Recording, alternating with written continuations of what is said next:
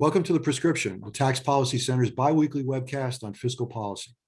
This is one of a series of conversations with state, local, and federal government officials, as well as leading economists and other experts. I'm your host, Howard Gleckman, a senior fellow at TPC and editor of our blog, TaxVox. My guest today is Erin Collins, the National Taxpayer Advocate. The IRS Office of the Taxpayer Advocate plays multiple roles, including assisting taxpayers and recommending changes in tax administration to Congress. Erin Collins has been the National Taxpayer Advocate since March of 2020, so this is her second anniversary. She served for 15 years in the Office of Chief Counsel at the IRS and a special trial attorney where she litigated high-profile complex tax cases. Following her first IRS career, she worked for 20 years at the accounting firm of KPMG, where she headed its tax controversy practice for the Western region. Before we begin, our usual bit of housekeeping. We encourage audience members to submit questions in the Q&A box at the bottom of your screen. The event is being recorded and will be posted online at TPC's website in the near future. We're using captioning, which you can adjust or turn off with the live transcript button at the bottom of the Zoom screen. If you'd like to join the conversation on social media, please use the hashtag #LiveAtUrban. And if you'd like to suggest a future guest for The Prescription, just email us at info@taxpolicycenter.org. Erin Collins, welcome to The Prescription.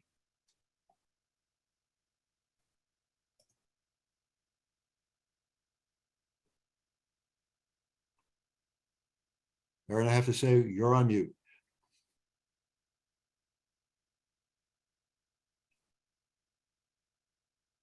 Erin, I don't know if you can hear me, but you are on mute. We can, there you go. Can we hear you now? All right, can you hear me now? Yes, we can. Apologies to the audience. We've been having a few little technical difficulties, but I think we're in good shape now. So we've all heard and read about how this is going to be an extremely difficult filing season. We're halfway into it. So based on what you've seen, is this going to be as tough as we predicted? It is still challenging. I think the challenge the IRS has, which directly impacts taxpayers and practitioners, is paper. And as we've discussed more than once, paper is not the IRS's friend. They are still digging out of the hole from last year and from the prior year.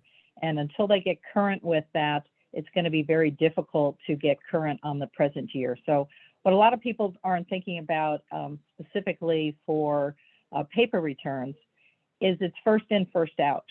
So until they clear off the backlog, they will not be processing the returns that are currently filed in 2022 that are paper returns. And that's a real challenge. So from your perspective, how much of this is COVID and how much of this was due to underlying problems at the IRS? I think they've always had the underlying problems, but what COVID did was it basically compounded all of the challenges. COVID caused the IRS, in essence, to shut down its campuses, or what I used to refer to as the service centers, those facilities that process the returns. And that was for about a 2-3 month period. And as a result, that created backlog, which has just continued to snowball year after year. And it really emphasizes the challenges the IRS has relying on sort of what I call the human supply chain. Paper is human from beginning to end in the processing. And when they had the backlog, it just continued to pile up. So it emphasized a lot of the challenges they had in their processing system. They need to automate the paper. And the good news is we have more returns that are being filed electronically. But I would like to see that to every taxpayer that wants to file electronically, that they can. And we still have barriers that prevent them from filing those returns. I'd like to actually get into that in some more detail with you in a couple of minutes, but let's talk about the processing because it's fascinating to me. I mean, the idea that in 2022, we have people with red pencils looking at paper returns and marking them up is just extraordinary. I mean, what happened? Why is it taking the agency so long to get into the 21st century or maybe even to the late 20th century? Yeah, I'm not sure I have a 100% answer for that one. I think the challenge is it worked and it was a system that they were using. And, it wasn't the best system. I believe they should have put more into automation of that process. But the paper returns were decreasing. So I'm not sure what the decision-making process was as to not put in resources to automate the system. So let me ask you about one consequence of this inventory of these backlogs, and that's that given the problems with these backlog returns, should the IRS suspend interest and penalties on the 2020 returns until it gets everything processed? Well, I think the challenge when you think about interest, the payment itself has nothing to do per se with the processing of the return. So I think that's a challenge. The IRS would say that you can make the payment, and good news, bad news, those are being immediately pulled out of the envelope and processed. So there isn't a delay in the payment piece of it. And if you're paying electronically, again, that isn't a problem. If you file your return timely, you should not get penalties. Even if it's processed 10 months later, as long as it was mailed timely, you should not have penalties. But I am pushing internally within the building that they should consider applying what we call the first time abate, which is an administrative waiver that the IRS has. If you have a failure to file, failure to pay, or even failure to deposit for the first time in a 3-year period, IRS should automatically just apply that penalty across the board. Normally, they make a determination, they look at it, and then they send it out. What we're suggesting to the IRS is just apply it, reduce those touch points. That way, they don't have to write to the taxpayer doesn't have to respond, they don't have to respond back to the taxpayer. Based on resources, if they just systemically apply it across the board, I think that's the most efficient use and the best answer for taxpayers. So you've identified a number of taxpayer service problems in your reports to Congress. And let's see if we can explore a couple of them. One of them is the telephone. You estimated that the IRS answered only 11% of 281 million taxpayer phone calls it got in 2021. So that was a record number of calls by a wide margin, but similarly, a record poor performance by the IRS. Not only do taxpayers stay on hold for long periods of time, but they're often hung up on. They've had no way to leave callback numbers. So it seems that there's two ways to fix this. One is to more effectively automate the system, and the other is to hire more humans to answer the phone. Which one do you prefer? Which is a better way out of this? I think they need to do both. I think the callback is a feature in combination with having adequate IRS employees. When you think about callback feature, you can only call back to the extent that you have a human to call back, because otherwise you're just setting up 282 million calls and they won't get called back. So they do need to increase the customer service representatives, but they do need to apply automation. You can do chats where either you can do it online or you could do it through automation, where it can answer a lot of the simple questions. I think the real challenge IRS had last year, or I should say taxpayers had last year, was they didn't get their questions answered even when they did call. Most of them were about processing, or the other portion was about notices, automated notices that were issued where taxpayers responded, but again, it was sitting in that paper backlog and not processed. So the customer service representatives weren't able to even answer the questions that were being asked. So it was sort of a trifecta of bad things last year: is high volume of call, low volume of calls being answered, and then even when they did call, they weren't able to answer the questions that were being asked. So let's talk about paper, which you've called kryptonite for the IRS, which is a great line. So 90% of individual returns are filed electronically. You've estimated about 69% of business returns are filed electronically, but that still means, if my math is any good, 17 million paper 1040s and about 20 million business returns are still coming in on paper. So what can the IRS do to encourage more people to e-file? Yeah, well, even with those numbers, take the business returns. I think a large percentage of those individuals would be happy to file electronically. But again, because of a certain form they're attaching or attaching PDFs, they're not able to electronically file. So IRS needs to get over that hump and provide people the ability to file electronically. On the business side, I think that number would go up considerably. On the individuals, again, there's a portion of that 17 million, I would speculate not quite half, but approaching that, again, want to file electronically, but their returns were bounced. So if you can get them into the system and then reduce down to, pick a number, I don't know, it'd be 10 million, 15, 20 million returns that would be paper filed, what can they do better? And it really is, they need to automate this process. We can have, basically humans doing sort of from beginning to end the assembly line to get those returns processed. We got a question from a member of the audience, which sort of goes to what you've been mentioning before, which is even if the IRS gets 100% return filing electronically, responding to notices requires paper responses, so there'll still be significant paper as the IRS sends more math error and correspondence audit notices. Yep. Same question, what can the IRS do to get rid of that paper? Yeah, I am a big proponent, and I've been pushing probably since the day I got here for what I call a robust online account. I do think we need to get into the 21st and shoot towards the 22nd century. We should, for those who have the capability, and not all of our citizens and individuals across the country will have either the desire or capability, but for those who can, should be able to talk with an IRS person either through a chat or some other correspondence. They should be able to upload documents, download documents, get copies of their notices, get an email saying, you have a notice in your account, please pick it up. If we could do a lot of this electronically, think about, and no disrespect to the banks I use, I haven't been in a bank in I don't know how many years. Unless I need cash for some reason, I have no reason to go to a bank. Everything I do is online. And the IRS should be the same. You should be able to, either chat with someone online, see your records, see your documents, make payments. They on the 1040s, they're moving in that direction. They're not the business side, we haven't even gone close. And then I'm also a big proponent of having the professionals have access through their taxpayers' records, whether that be a business or an individual, because we really rely on them for tax administration. They are such an important aspect of voluntary compliance and getting this done. So we need to make their jobs easier on behalf of taxpayers. So I think everyone understands the concern that the service has about security and identity fraud and all of that. But, frankly, the system that the IRS has had for people to create online accounts has been terrible.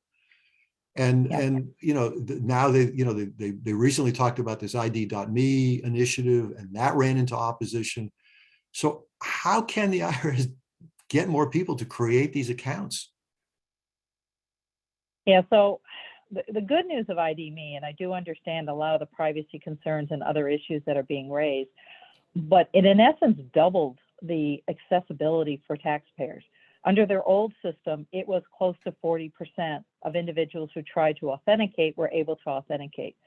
Under the IDME, regardless of some of the concerns, they got up to north of 70%, which is much better for taxpayers. So I always say I'm not an IT person, so I don't know what's the best thing we need to do to prevent fraud, at the same time have the highest level of security. But we need to have a system where taxpayers can authenticate themselves and get access to their own records. Yeah, the authentication has been just a nightmare. I think people on this audience have heard me say this before, but I could never get authenticated because the IRS didn't believe that my cell phone number was my cell phone number. And I had similar trouble, but under IDME and under 5-10 minutes on my cell phone, I was able to authenticate myself. So, again, I do understand a lot of the privacy concerns that people are raising. And yes, it would be great that the IRS had their own system and, we were able to provide that level of security. But, and it's not just the IRS, I think all federal agencies, we just need to figure out how to do this in the most secure way. One of the consequences, unfortunately, with the Russia-Ukrainian situation is people are looking at cybersecurity right now. IRS spends a lot of money on cybersecurity. I mean, it's just another element of, protecting all of our data. Yeah, it's interesting. I just went through the process of having to update my TSA security thing at the airport, global entry, and it uses an entirely different security system than the IRS uses. And one might imagine the United States government would have one system that would work for all of the agencies, but that may be too much to ask. I don't know. Yeah, I think that is an excellent suggestion. Let's talk about low-income households, particularly those with very simple returns. And there seems to be a real challenge for them. You know, we used to have 1040 EZs, but they were killed a couple of years ago. Free file's been a disappointment at best. What can be done to improve and just make it easier for people who just have W-2 income and take the standard deduction? Yeah, and I know that is being considered both within Congress and, it's been discussed sort of within this building of how do we serve those taxpayers and make life easier for them. Again, there's a lot of things being talked about. I haven't heard anything that's getting close to a final stage, but it is a real challenge. And I always pick on my poor family when I, talk about taxpayers. I envision like my father. There's no way he would go to a VITA center. How do you get people? VITA is a tremendous asset, but you have certain members of our society that's not going to work for them. And my father, no disrespect, going to a computer is not going to work for him. So, how do you take people like that and, really help them do what they're trying to do, is voluntary comply, with the requirements. And I think it's something that, as an organization, we all need to think about. How do we do this better? It's interesting that in this day and age, another one of these technology questions, that machine learning and artificial intelligence have been sort of part of what business has been doing now for some years. Can these tools improve the IRS work, say selection of audits, or even in terms of return processing? So before we get to that, we are actually using it on what we call our bots. So for example, we started with collections, and even within TAS, we're working with our IT folks to do it for TAS, where we're trying to learn taxpayers' questions and help them with answers and point them in the right direction. So with respect to the telephone, we have already started that process and are looking to use it across the board so that we can help taxpayers, and that gets to using IT and automation versus hiring more individuals, to answer telephones. We are discussing how do we do better to select returns, because that's always, a question, called the secret formula that the IRS has to, how do they allocate, which returns get pulled, which filters get triggered. So we are, as an agency, they are looking at, is there a way we can leverage artificial intelligence, but at the same time not cause issues? Because that's the other challenge is you want to make sure that you use it appropriately. So being the IRS, of course, they're criticized for everything that they do. And I think an interesting case is audits. So they're frequently criticized for its low audit rates, particularly for partnerships, for example. At the same time, it's criticized for relatively high audit rates for low-income filers, especially those claiming refundable credits. From your perspective, are those criticisms justified? One of the things I learned long ago in my life is you can slice and dice data any way you want in order to come up with a conclusion. So, one of the things that I have focused on a lot are some of the low-income taxpayers, those with AGIs under 50,000 that go through correspondence, and a lot of those folks have either EITC or other benefits. When you look at the percentage of all of the EITC audits, IRS is only auditing 1% or less of that bucket. But if you take that percentage versus those over $10 million, well, needless to say, you're going to find a lot more taxpayers in the bucket under 50 million or 50,000, versus those over 10,000. So it depends how you slice and dice the data. Yes, numbers wise, the IRS audits a lot more taxpayers under 50,000, but percentage of the EITC audits, again, are only 1%. So I think sometimes the criticism, again, just depends on how you want to slice the data. And what about the partnerships? Should the IRS be auditing more partnerships than it does? Yeah, that would be my recommendation, more so coming from the outside into the, that is an area with pass-throughs that I think is an area that should be better explored by the IRS. I think it's an area that people could be aggressive, and I don't think the IRS has spent enough time focusing on that. But I represent taxpayers, so that's a different issue. Let me get back to this season. So Commissioner Reddick's talked about a staff surge to help processing returns, including reassigning staff who are doing other things to address the backlog. How beneficial is that going to be? And some have argued that shifting staff around is only going to create new problems, even as it solves others. Do you worry about that? Yeah, I think we're robbing Peter to pay Paul. I personally don't think we have a choice. The filing season impacts every taxpayer in the United States, whereas the audits is a lot smaller percentage. But I would agree. I've kind of talked about this as a wave. Right now, the wave has hit the beach and it's the filing season, and we need to fix that. But as that wave retracts and the next wave comes in, it's going to be, now that we've moved everyone around or in the process of moving people around, how's that going to impact audits? How's that going to impact collections? How's that going to impact? So I think you're going to see subsequent waves, although smaller versions, coming around the corner as we clean up the current mess. The Washington Post reported the other day that the agency is planning on hiring 10,000 more workers. Just to be sure everybody understands it, at this point, would any of that improve this year's filing season? Unfortunately, no. So there's no way. I mean, the challenge is, I mean, even if we, and we are looking at receiving direct hiring authority, or have received, I should say, which is going to be a big difference. So we can get people on board much more quickly. But even if you bring somebody on board tomorrow, you still have to give them some sort of training. With respect to the paper, a lot of that is done. It doesn't have to have a specific tax skill per se. The beginning portion of it could really be done by manual, staffing that doesn't have any particular tax expertise. But as you refer to sort of the redlining, what we call code and editing, you need to have very specific tax expertise to do that. And then the subsequent stages, again, need to have training. That's normally a 12 to 18 week training just for the basics. So again, you hire somebody tomorrow, maybe by summer, they'll be up and operational, which will help, because again, even though we always refer to the filing season up to the statutory due date, it does go through the rest of the year. A lot of people do file on extension. So it depends how you define filing season. Let me ask you about staff. Why is it so hard for the IRS to find qualified workers and to keep them?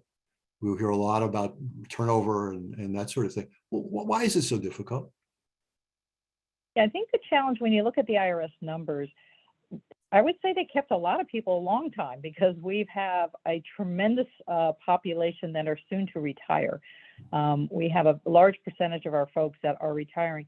The challenge is when you go back, we don't have enough younger individuals working for IRS. And part of that was we had hiring, we were suspended from hiring, we had budget challenges. So we have not brought in sort of the future generation of the IRS. And there, as they advance through the system, that's where we're having challenges. So we need to bring more folks in, both at the beginning, intermediate, and senior level. I wonder, when you started working at the IRS, doing litigation, it seems that there was a time when working at the IRS was a really, good thing to do. People really respected it.